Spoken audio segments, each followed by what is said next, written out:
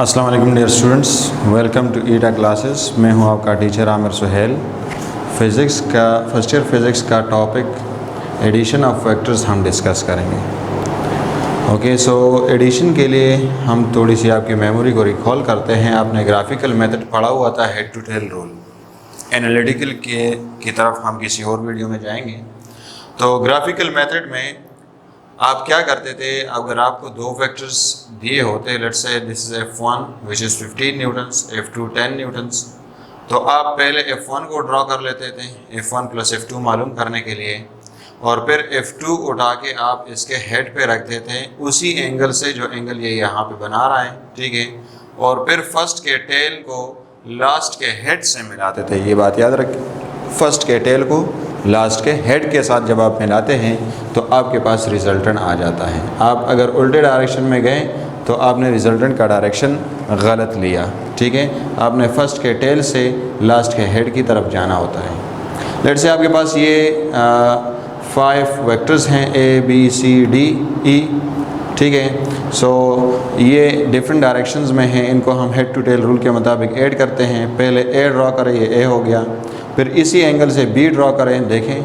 फिर उसी एंगल से C ड्रॉ करें सीधा। फिर इस एंगल से D ड्रॉ करें। फिर इस एंगल से E ड्रॉ करें।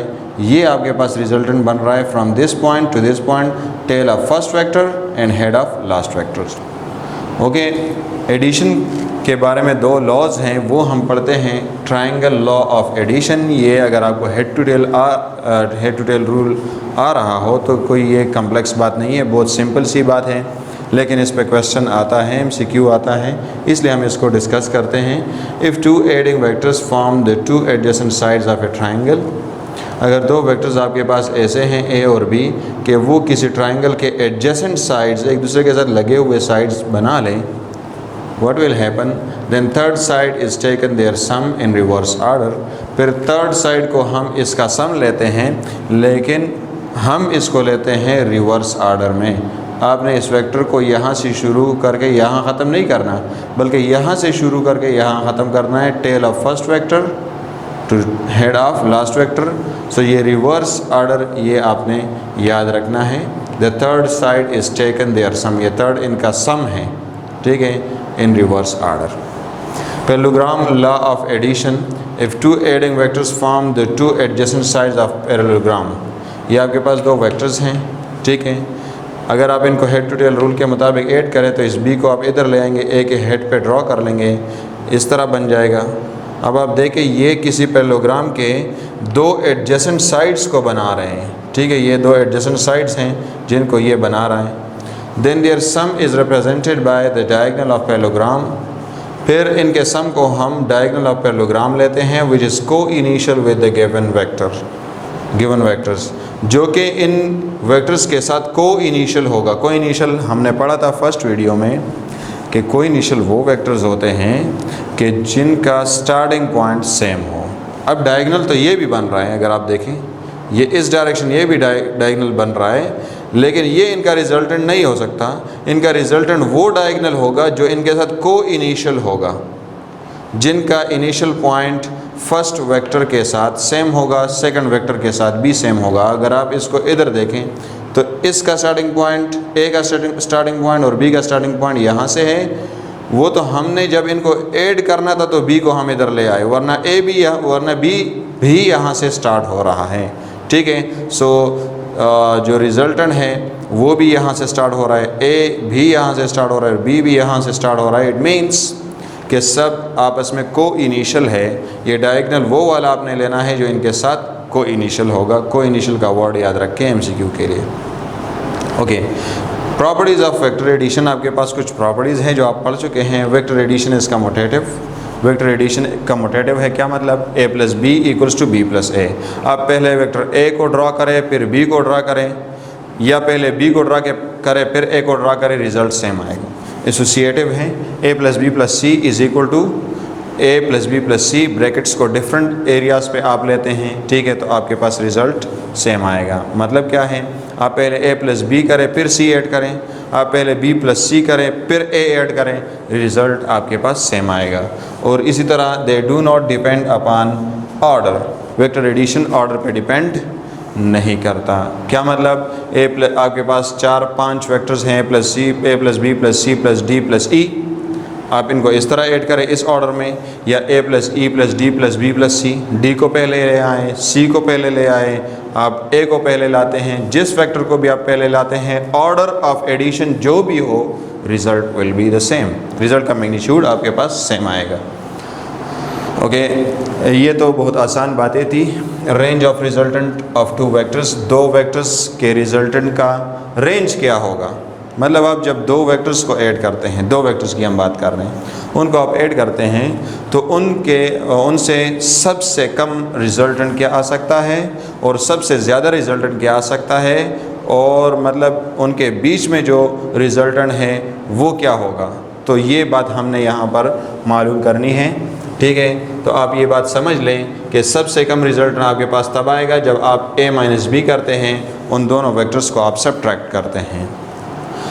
सबसे ज़्यादा आपके पास कब आएगा, जब आप उन दोनों को ऐड करते हैं a प्लस बी, तो रिजल्टेंट का मैग्नीट्यूड आपके पास मैक्सिमम आएगा। इसके लिए आप इस एग्जांपल को ले लें, ये आपके पास एक एग्जांपल है, a equals to 10 units, b equals to 5 units, आप इनको ऐड करते हैं।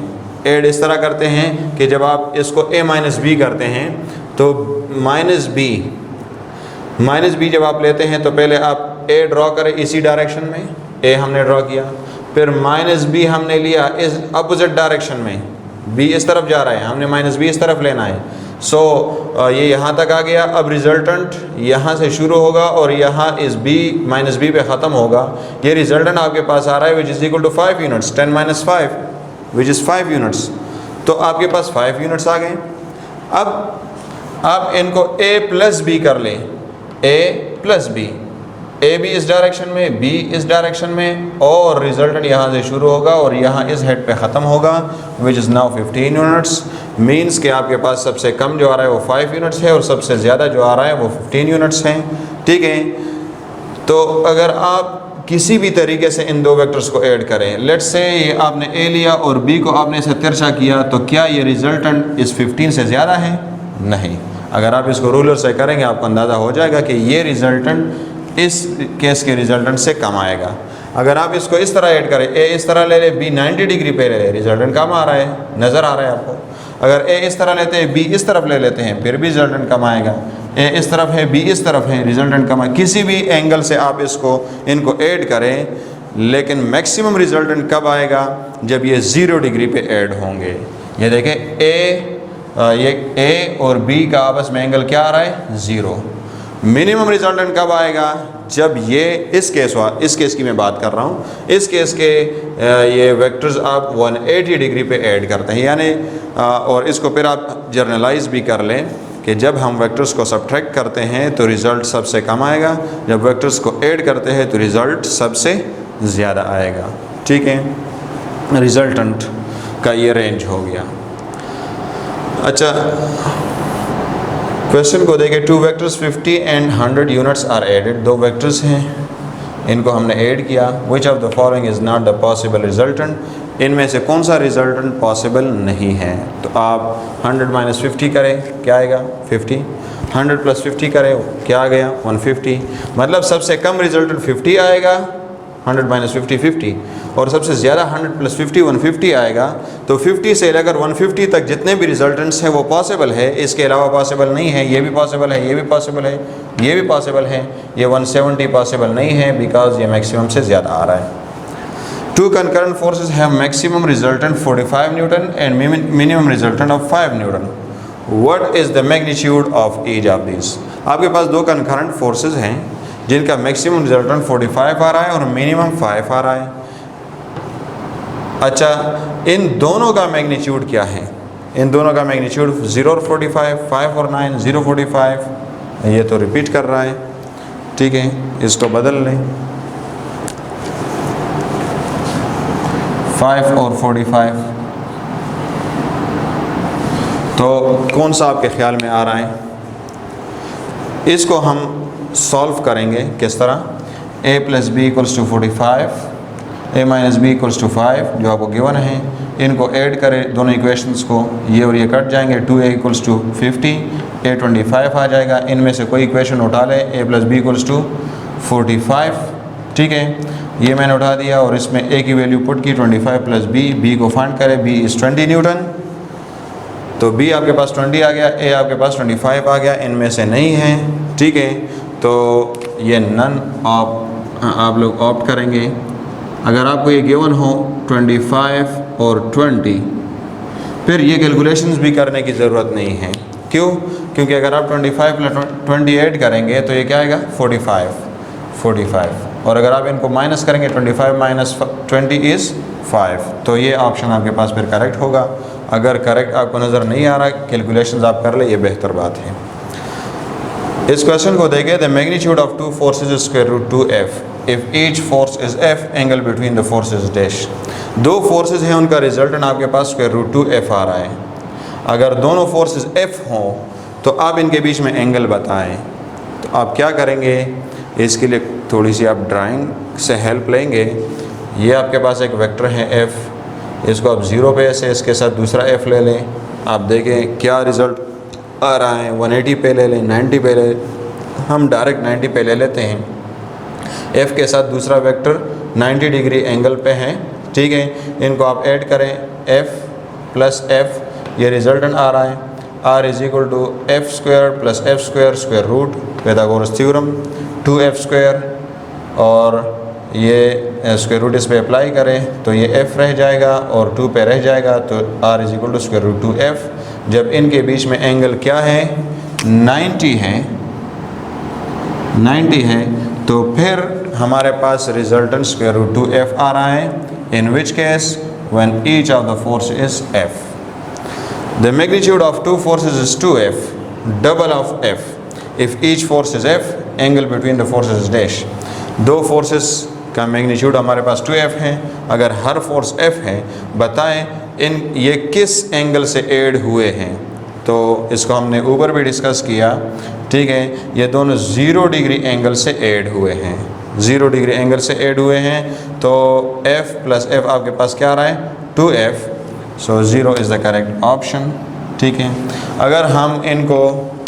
अगर आपके पास रिज़ल्ट 0 आता, रिजल्टेंट ऑफ फोर्स इज़ 0, तो फिर एंगल बिटवीन देम क्या होता, फिर हमारे पास 180 डिग्री होता। कैसे कि एक f आप इस तरफ लेते हैं और दूसरा f आप उल्टा लेते हैं, तो रिज़ल्ट आपके पास 0 आता। इसके और एंगल